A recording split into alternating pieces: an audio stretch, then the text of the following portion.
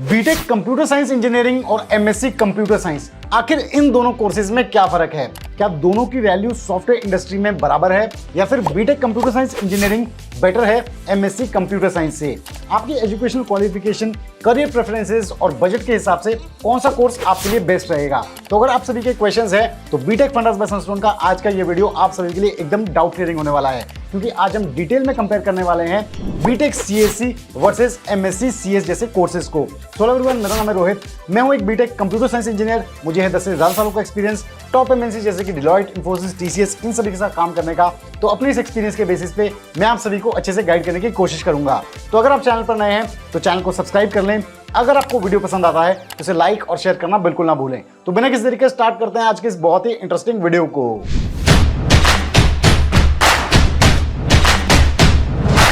तो स्टूडेंट, सबसे पहले बात कर लेते हैं बेसिक डिफरेंसेस की। बीटेक सीएससी यानी कि bachelors of technology in computer science and engineering, ये एक 4 साल का 8 सेमेस्टर का एक अंडर ग्रेजुएट कोर्स है, यानी कि जिसे आप 12th के बाद परसू कर सकते हैं। और बीटेक सीएससी करने के बाद आप एक इंजीनियरिंग ग्रेजुएट कहलाते हैं। लेकिन यहीं अगर हम एमएससी सीएस की बात करें तो ये होता है masters of science in computer science.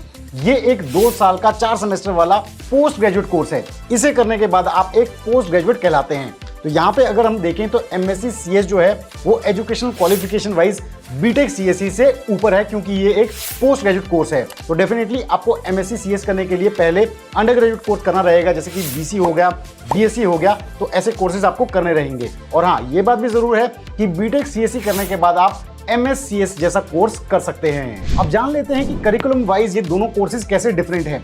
BTech CSC की अगर हम बात करें तो bachelors of technology in computer science in engineering में आपको कंप्यूटर साइंस और इंजीनियरिंग के प्रिंसिपल्स और कंसेप्ट्स पे फोकस किया जाता है। यहाँ पे आपको एडवांस मैथमेटिकल कंसेप्ट्स पढ़ाए जाते हैं, जैसे कि टेक्निकल फील्ड है। यहाँ पे आपको थ्योरेटिकल से ज्यादा प्रैक्टिकल चीजों पे फोकस किया जाता है। यहाँ पे आपको सॉफ्टवेयर के साथ साथ हार्डवेयर कंपोनेंट्स के बारे में भी नॉलेज दी जाती है। तो अगर हम कोर सब्जेक्ट्स की बात करें बीटेक सीएससी की, तो ये होते हैं जैसे कि डेटा स्ट्रक्चर एंड एल्गोरिथम्स हो गया, प्रोग्रामिंग लैंग्वेजेस हो गया, operating system, computer architecture, software engineering, computer networks. ये कुछ इंपॉर्टेंट सब्जेक्ट्स रहते हैं बीटेक सीएससी जैसे कोर्स के। अब यहीं पे अगर हम एमएससी कंप्यूटर साइंस जैसे कोर्स की बात करें तो ये ज्यादा theoretical based, research based course है। यहाँ पे आपको कंप्यूटर साइंस की जो डेवलपमेंट से रिलेटेड कंसेप्ट्स हैं उन पे फोकस किया जाता है। यहाँ पे आपको हार्डवेयर चीजों पे इतना ज्यादा फोकस नहीं होता है, सॉफ्टवेयर चीजों पे ज्यादा फोकस किया जाता है। और यहाँ पे मैं आपको बताना चाहूंगा इनके जो कोर सब्जेक्ट्स हैं वो एडवांस कंसेप्ट्स में होंगे, जैसे कि artificial intelligence, machine learning, data science, algorithms, computer architecture, computer networks.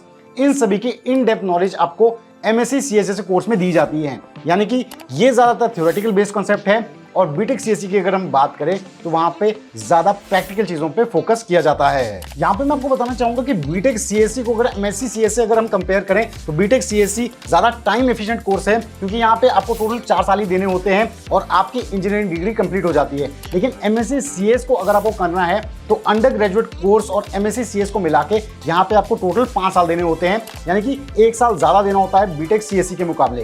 तो टाइम एफिशिएंसी अगर हम देखें तो बीटेक सीएससी की ज्यादा बेटर है एमएससी सीएस के मुकाबले। अब नेक्स्ट बात करते हैं एलिजिबिलिटी क्राइटेरिया की। तो बीटेक सीएससी करने के लिए आपके पास 12th में मिनिमम 50 to 60% मार्क्स आए होने चाहिए with physics, chemistry, maths as compulsory subject. लेकिन एमएससी सीएस की अगर हम बात करें तो जैसे कि ये पोस्ट ग्रेजुएट कोर्स है, तो इससे पहले जो आपने अंडर ग्रेजुएट डिग्री की होनी चाहिए वो होनी चाहिए, जैसे कि बीसी हो गया, बीएससी आईटी हो गया, बीएससी सीएस हो गया, या फिर BSc physics chemistry with mathematics हो गया, या फिर बीटेक कंप्यूटर साइंस इंजीनियरिंग करने के बाद भी आप एमएससी सीएस कर सकते हैं। अब नेक्स्ट बात करते हैं कि कौन से वो एंट्रेंस एग्जामिनेशन है जिनके बेसिस पे आप बीटेक कंप्यूटर साइंस इंजीनियरिंग में एडमिशन ले सकते हैं और एमएससी सीएस जैसा कोर्स कर सकते हैं, और कितना इनका कॉम्पिटिशन रहता है। तो बीटेक कंप्यूटर साइंस इंजीनियरिंग की अगर मैं बात करूं तो यहाँ पे कॉम्पिटिशन बहुत ज्यादा टफ रहता है। सबसे पहले तो बीटेक जैसे कोर्स के लिए कॉम्पिटिशन टफ रहता है, और दूसरी बात यह है कि कंप्यूटर साइंस इंजीनियरिंग जो ब्रांच है वो टॉप की ब्रांच है, तो इसके लिए और ज्यादा कॉम्पिटिशन रहता है। तो यहाँ पे जो इंपॉर्टेंट एंट्रेंस एग्जामिनेशन है वो है जैसे कि जेई मेंस हो गया, जेई एडवांस्ड हो गया, बिट सेट हो गया, एमएसटी सीईटी हो गया। तो ऐसे इंपॉर्टेंट एंट्रेंस एग्जामिनेशन है जिसके बेसिस पे आप बीटेक जैसे सीएससी कोर्स में एडमिशन ले सकते हैं। यहाँ पे मैं आपको बताना चाहूंगा कि हर साल बीटेक के लिए 10 लाख से भी ज्यादा स्टूडेंट्स अप्लाई करते हैं। अब एमएससी सीएस जैसे कोर्स की अगर हम बात करें तो कंपटीशन तो यहाँ पे भी रहता है, लेकिन जैसा कि एक पोस्ट ग्रेजुएट कोर्स है तो बीटेक के मुकाबले यहाँ पे कंपटीशन थोड़ा सा कम रहता है। हर साल 2 से 3 लाख स्टूडेंट्स इसके लिए अप्लाई करते हैं। और इंपॉर्टेंट एंट्रेंस एग्जामिनेशन जो एमएससी सीएस के हैं वो है जैसे कि सीयूटी हो गया, आईपीसीयूटी हो गया। इसके अलावा एमएससी सीएस के लिए जेईई एडवांस के बेसिस पे भी एडमिशन दिया जाता है। तो आप इनको दे सकते हैं अगर आप MSc CS जैसा कोर्स करना चाहते हैं। तो अब जान लेते हैं कि कौन से वो टॉप इंस्टीट्यूट है जहां से आप इन कोर्सेज को कर सकते हैं। बीटेक CSE की अगर हम बात करें तो टॉप इंस्टीट्यूट्स में आते हैं सभी IITs, NITs, इसके अलावा बिट्स पिलानी जैसे कैंपस हो गया, IIITs हो गए, इसके अलावा Shri Ramaswamy memorial institute of science and technology, Vellore institute of technology, इसके अलावा जादवपुर यूनिवर्सिटी हो गया, चंडीगढ़ यूनिवर्सिटी, ऐसे कॉलेजेस से आप बीटेक CSE बहुत अच्छे से कर सकते हैं। अगर हम MSc CS की बात करें तो टॉप कैंपसेस में जो आते हैं वो आते हैं जैसे कि IIT रुड़की हो गया, IIT कानपुर, IIT बॉम्बे, इंदौर, खड़गपुर और मद्रास। इसके अलावा BHU दिल्ली यूनिवर्सिटी, अलीगढ़ मुस्लिम यूनिवर्सिटी, जामिया मिलिया इस्लामिया, इसके अलावा अन्ना यूनिवर्सिटी, लवली प्रोफेशनल यूनिवर्सिटी, इन सभी यूनिवर्सिटी से आप MSc CS जैसा कोर्स कर सकते हैं। अब बात करते हैं ट्यूशन फीस की। बीटेक कंप्यूटर साइंस इंजीनियरिंग जैसी ब्रांच अगर आपको टॉप गवर्नमेंट कॉलेजेस में करनी है जैसे कि IITs, NITs होगी, तो यहाँ पे जो आपकी टोटल फीस जाती है वो जाती है लगभग 8 से 10 लाख रुपए के करीब। टॉप प्राइवेट कॉलेजेस में ये जो फीस है ये 10 से 20 लाख रुपए तक जा सकती है।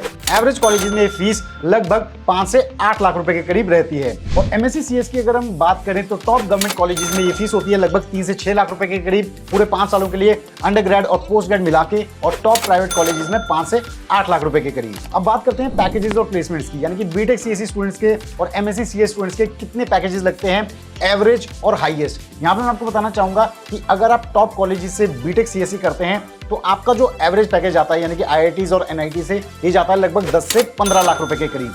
और अगर आप टॉप गवर्नमेंट कॉलेजेस से MSc CS करते हैं तो आपका जो एवरेज पैकेज आता है वो जाता है लगभग 7 से 10 लाख रुपए के करीब।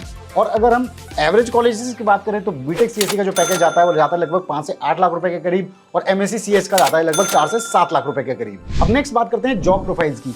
बीटेक CSE करने के बाद आप जिन जॉब प्रोफाइल्स में जा सकते हैं वो जैसे कि सॉफ्टवेयर इंजीनियर हो गया, कंप्यूटर हार्डवेयर इंजीनियर हो गया, डेटाबेस मैनेजर हो गया, डेटाबेस एडमिनिस्ट्रेटर हो गया, इसके अलावा वेब डेवलपर बन सकते हैं, मोबाइल एप्लीकेशन डेवलपर बन सकते हैं, फुल स्टैक डेवलपर बन सकते हैं। ये डिपेंड करेगा कि आपकी फर्दर स्पेशलाइजेशन कौन सी है।